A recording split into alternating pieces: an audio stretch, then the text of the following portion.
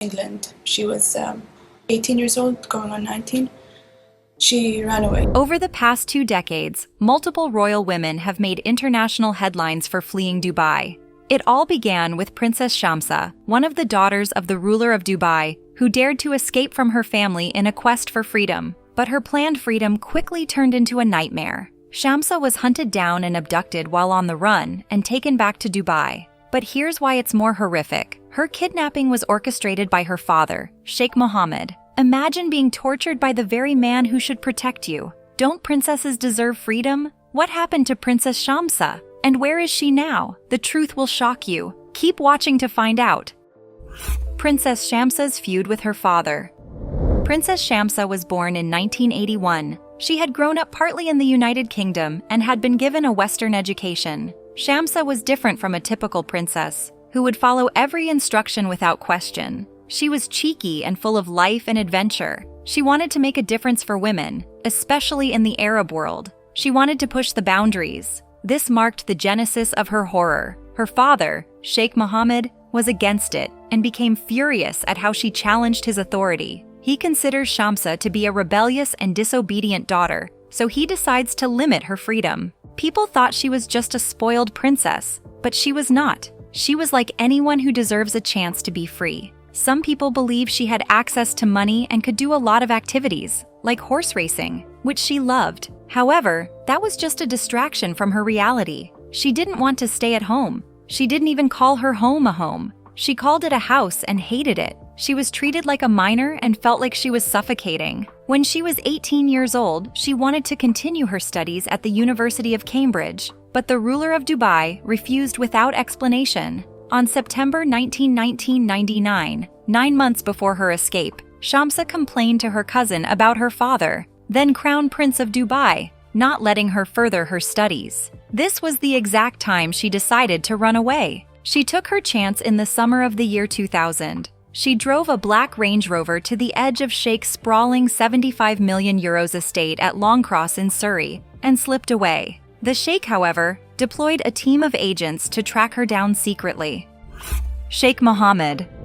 Let us get to know Princess Shamsa's father, Sheikh Mohammed bin Rashid Al Maktoum. He is the current ruler of Dubai and the Vice President and Prime Minister of the United Arab Emirates. After his brother Maktoum bin Rashid Al Maktoum passed away in 2006, Mohammed took over the titles he's known with today. He oversaw the growth of Dubai into a global city and the launch of several owned enterprises, including Emirates Airline, DP World, and the Jumeirah Group. Mohammed has overseen the development of certain projects in Dubai, such as the Palm Islands and the Burj Al Arab Hotel, as well as Burj Khalifa, the tallest building in the world. He is one of the largest private landholders in Britain, owning estates like Dalham Hall, a grand mansion built in 3,300 acres of parkland in Suffolk, and a €75 million manor in Surrey. As his stature grew, he sought to counter the perception of the United Arab Emirates as a repressive autocracy. He placed gender equality at the heart of his plan to propel the United Arab Emirates to the top of the world economic order, vowing to remove all the hurdles that women face.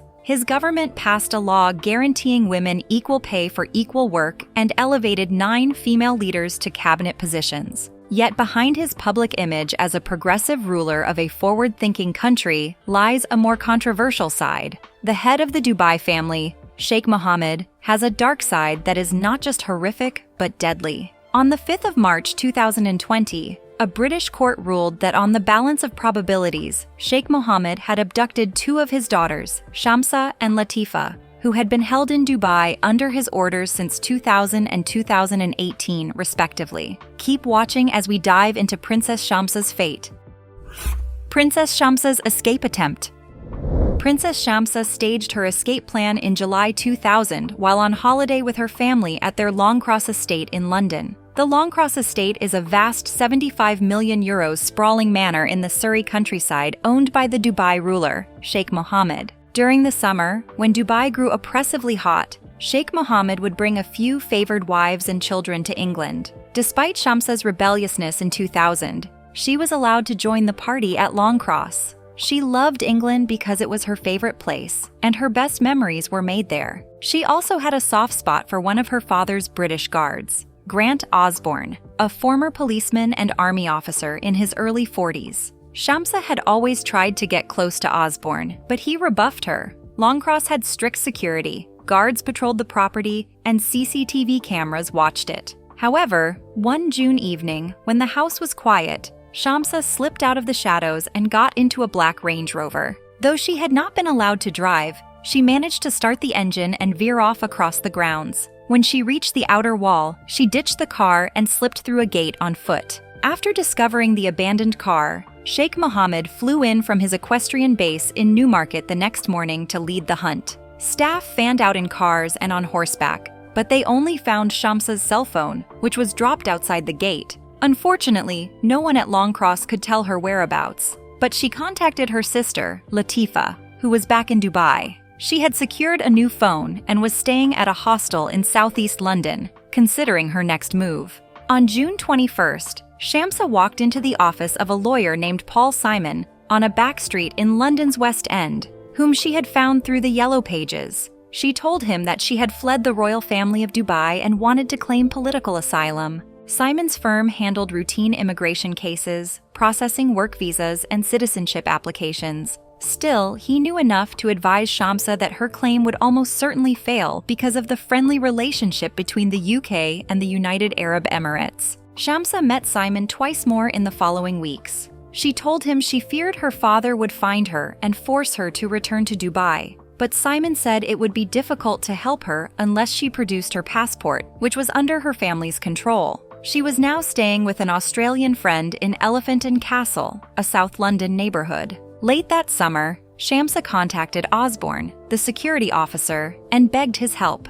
This time, he responded warmly, arranging to take her to Cambridge, where he booked a room for 2 nights at the University Arms, the city's oldest and grandest hotel. It will later be realized that her father was trailing her. Who disclosed her location to her father? And how did they manage to capture her in a city far from Dubai? On August 19th, Shamsa and Osborne were captured on CCTV exiting the hotel and entering a car. She was drunk, and Osborne took the wheel. He drove Shamsa to a nearby bridge, where he pulled over abruptly and got out. It was an ambush. 4 Emirati men leaped into the vehicle, and it sped away. Shamsa was driven to her father's Newmarket estate, where she spent a lonely night in the manor house, Dalham Hall. At first light, she was hustled out of the country, bound for Dubai. 6 months after the abduction, Shamsa managed to get a letter to Simon, the immigration lawyer she'd met while she was in London earlier. Shamsa was being held on the palace grounds in Dubai, where she said her father's guards were trying to terrorize and break her. In the letter, Shamsa instructed Simon to involve the British authorities immediately. Simon went to the police in Surrey and conveyed Shamsa's message. She had been removed from the country against her will, in contradiction to the UK's laws against kidnapping. When they heard she was a member of Dubai's royal family, they referred the matter to the local special branch, a police unit that handled national security. His report worked its way sluggishly through the system. It went from the Surrey police back through the special branch before it reached the desk of a senior detective in Cambridgeshire, whose office happened to face the University Arms Hotel, the last place Shamsa was seen. It took around 7 months for the kidnap allegation to reach Detective Chief Inspector David Beck at Central Cambridge's Parkside Police Station. The file contained a copy of the CCTV footage showing Shamsa and Osborne leaving together. Beck contacted Simon, who told him that Shamsa now had a phone. Hence, Beck managed to speak to Shamsa by phone and then corroborated key details of her story. Shamsa recounted Osborne's involvement in her capture and gave the names of 3 of the men who she said had ambushed her on the bridge. Among them was the head of the Dubai Air Wing, which provided helicopters and pilots for the Sheikh. According to Shamsa, the men drove her to Dalham Hall and she was forcibly sedated. The next day, they flew her by helicopter to France, where they were met by another longtime employee of her father's, a British man named David Walsh. After that, she was taken by private jet to Dubai. Further inquiries confirmed more of Shamsa's story. A customs officer described receiving a call from a helicopter pilot of Sheikh Mohammed's around midnight on the date of Shamsa's abduction. The pilot was giving notice of a flight from Dalham Hall to France the following morning. According to another pilot, he'd confided that the trip had to be handled discreetly because the family did not want anyone in the UK to be involved. Beck had by then identified a fourth suspect in Shamsa's abduction, Mohammed al-Shaibani, a man who served as the president of the Dubai royal family's private office in the UK. However, he needed to go to Dubai to interview her and investigate further. He applied through the Crown Prosecution Service, but his request was rejected. The Middle East Department at the Foreign Office also acknowledged that the government was suspicious of anything that might antagonize Dubai's ruling family. The UAE was a major trading partner and strategic ally of the UK. They didn't want to discourage their investment, so prefer that their family issues were not litigated there. The case was shelved and eventually closed because of insufficient evidence to take further action. Soon afterward, Shamsa lost all contact with the outside world and was placed under heavy sedation. The aftermath. The escape spree didn't stop with Shamsa. Her sister Latifa dared to escape many years later, only to face a similar fate. Latifa first made an escape attempt at age 16 in 2002, but was captured trying to cross the border of Oman and was taken back to Dubai, where she was thrown in prison for more than 3 years. While incarcerated, she claimed she had been beaten on the orders of her father. However, this was not her last attempt to escape her father's wicked acts. Shamsa's story prefigured what happened to Latifa 18 years later when she tried her second bid for freedom in 2018.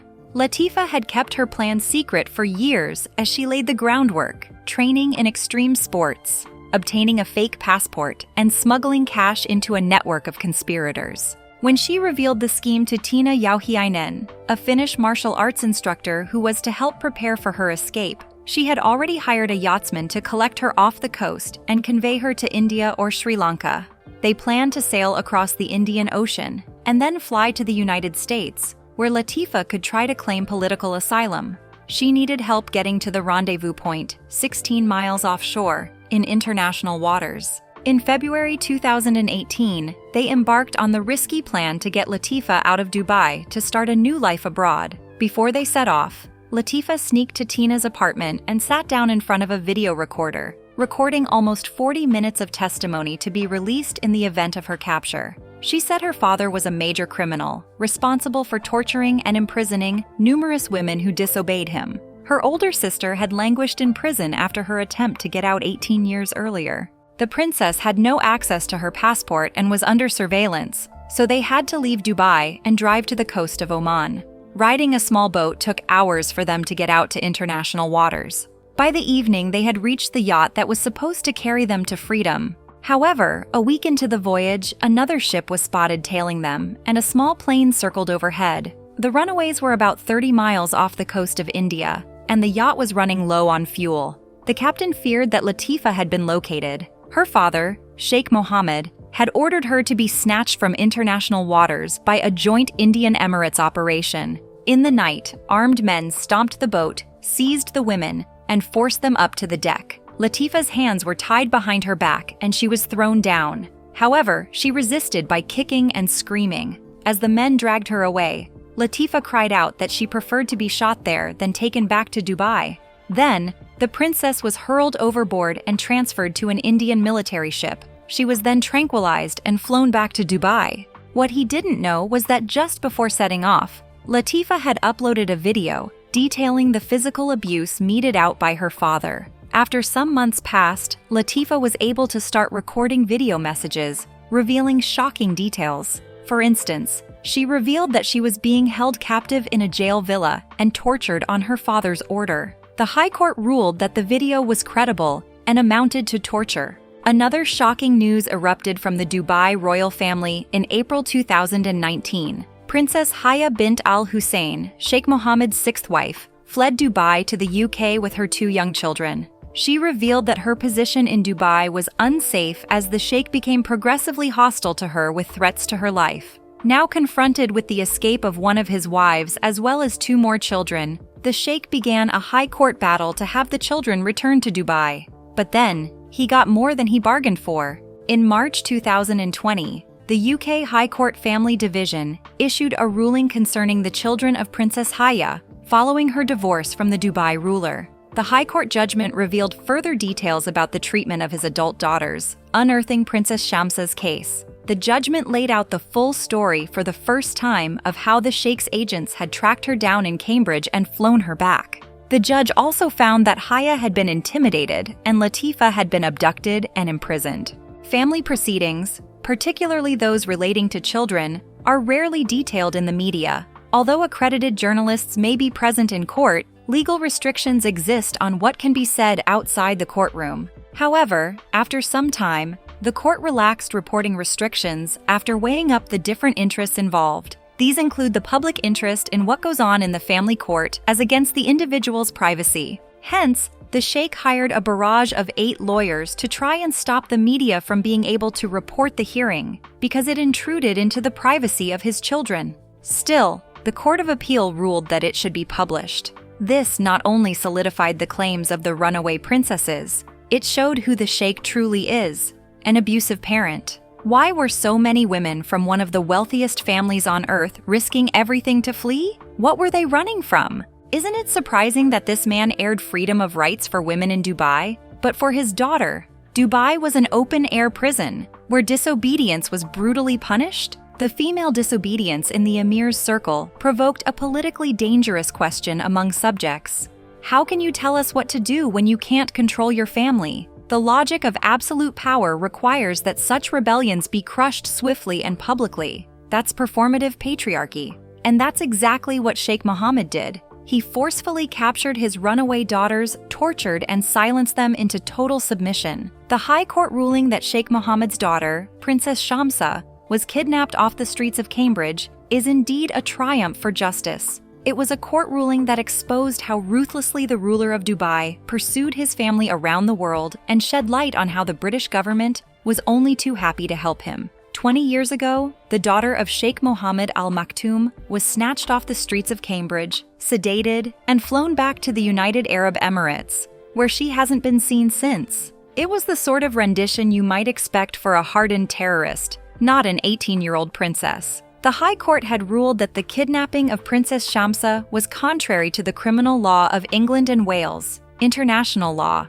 and internationally accepted human rights norms. So much for the trumpeted ethical foreign policy of the late Robin Cook. He was the British Foreign Secretary who allegedly shut down the Cambridgeshire police inquiry into what had happened to the helpless girl because he didn't want to upset one of the UK's allies. Shamsa had called police from Dubai 7 months later, begging them to investigate her abduction, but it appears her cries for help fell on deaf ears. Kidnapping runaway daughters from the streets of foreign cities is, sadly, to be expected from billionaire Arab rulers. It's what they do when things don't go their way. However, it's not the behavior you'd expect Her Majesty's government to turn a blind eye to. 4 years earlier, when Labour came into power, Mr. Cook had made his famous speech promising to make Britain a force for good in the world by enforcing arms control measures and focusing on human rights. Don't princesses have human rights? Human rights advocate David Hay, who had previously advised Princess Latifa on her escape from Dubai and claims against her father,